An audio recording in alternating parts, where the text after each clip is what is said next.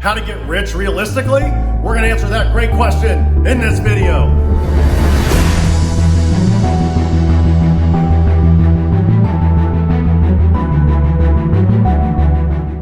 Okay, let's rock. Let's talk about realistically, how the heck do you get rich?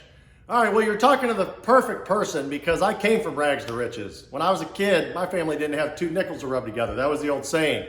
And so we came from nothing, and we were the typical hardworking Americans that had to just rub our hands raw every single day just to get by, paycheck to paycheck, right? And try to survive the game. And so that's what instilled the fire. If you ever watch my videos and you see me just as outgoing as I am, it's because that charge has been in, it's just been in me since such a young age. It comes from the lack of having, so you're literally hungry. You're hungry to have, right? You're not privileged. You're not given every single thing. If you want to eat, you got to go out and earn it. That's just how it was, right? That's how we were taught, and that's what we did. So how does a person that comes from nothing, parents have nothing, nobody's got anything, how does that person get rich? Well, if that's what you're going through right now, if that's where your head is, let me first tell you that the thing you've got to click and the thing you've got to change is your mindset. You have got to start surrounding yourself around people that are positive and then have different mindsets. People with rich mindsets talk differently. You should hang around a bunch of rich people and hang around a bunch of poor people and just start writing down all the things the rich people say and all the things that the poor people say.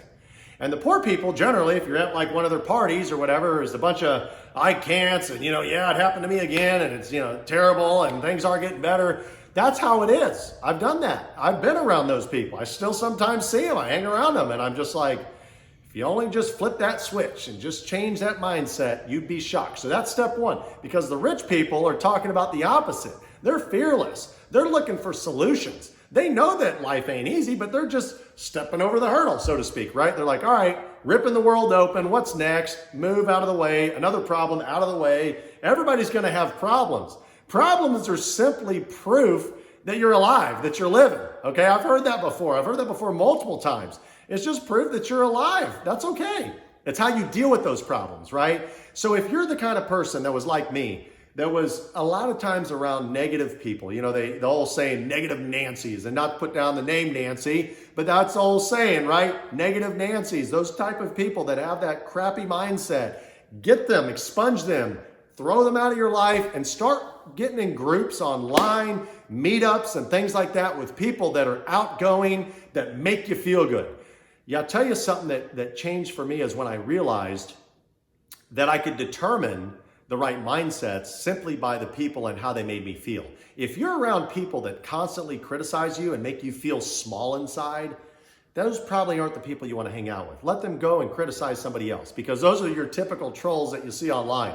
Yeah, that's their own problems. They're always going to hate their lives and be like that. And that's just their problem. A lot of times when they're posting those negative thoughts, that's just showing kind of who they are, not who you are.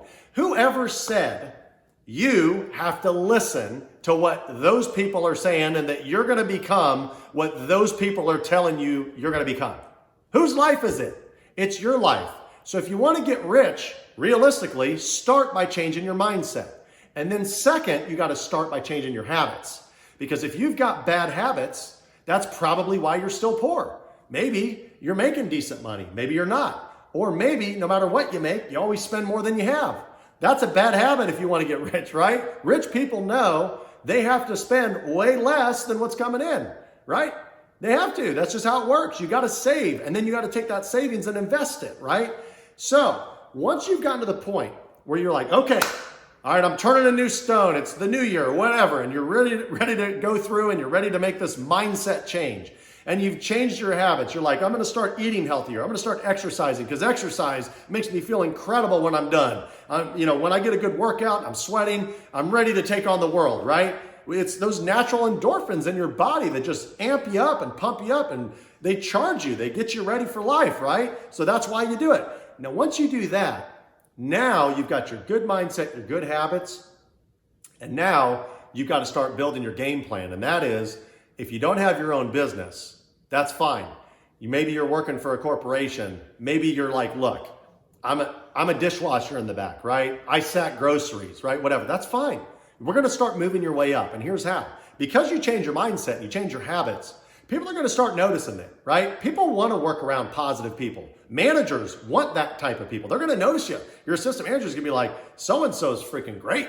Holy cow, that person is definitely not bottom grade material. I don't know why the hell they're pushing shopping carts or sacking groceries. We got to move that person up. And before you know it, you're getting a promotion, right? Everything's baby steps. You know, you don't get rich quick overnight unless you win the lotto or you get super lucky. That's not realistic. We're talking about being realistic. Being realistic is getting rich is a 20, 25, 30, 40-year plan, okay? That's what it is. And so you're going to slowly build your way up. Before you know it, you might be the manager of the business. And then you start learning how to save. You start cutting costs. You start developing that discipline where you're like, nope, I'm not spending the money on that unnecessary stuff. I know I want to do it, but I don't need it. The question is, do you need it? And start cutting those unnecessary costs out and start saving that money. And you'd be shocked if you can start saving a couple hundred, a few $100s a month, how much that adds up to at the end of, say, a year or 2 years. Now you've got several $1,000s. Now you start investing in it.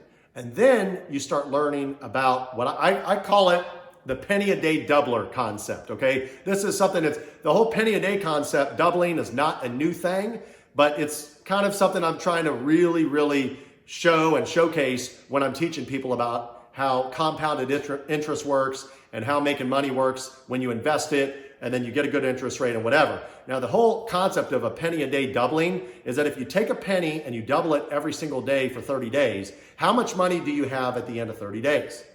What's that question? How about this? Would you rather have $1 million or would you rather have a penny a day doubled for 30 days? I know some of you are smart and you're gonna be like, well, it's obviously gotta be the penny a day. And the answer is you're right. It's way more than $1 million if you double a penny every single day for 30 days. And what that shows you is the power of compounded interest. Now, while it's not easy to find things to double, you can maybe find ways to earn 10% or 20% or 30% annual returns on your money. So if you can figure out how to do that, punch it into a calculator, watch how much money you have after 20 years, 25 years, 30 years, and 35 years. So what you're gonna have to do is you're gonna have to start making money, spending much less than you're making, no matter what that number is, continue to have that positive outgoing mindset, good habits, right? Good habits lead to good decisions, and before you know it, your money is making money, and you're like, dude, is this simple? And the answer is yes. And the reason you hear all these rich people say, and it's the thing that if you don't have money, it's the most annoying thing. They're like, yeah, the first million was the toughest. It's my second million. It's the next millions are so much easier. It's true. It's because once you get $1 million, it's not hard to make another million because you already have $1 million because you can invest it and start earning rates of return on your investment on your million, and you can get to the second million a lot quicker. Okay, everybody, I hope I stimulated your minds. I hope you liked it. I hope this gave you a lot of good ideas. If you did, please like it. Don't forget to comment, share the video, and subscribe. And remember, in life, I don't care if you're starting at the bottom. I've not only been at the bottom, I've got somewhat to the top, I thought, and then I've gone back to the bottom, up, down, up, down, up, down. I've done it. I've been there, done that, there and back. No matter how hard it gets, remember for me, never give up, push hard, keep pushing, and be the hustler.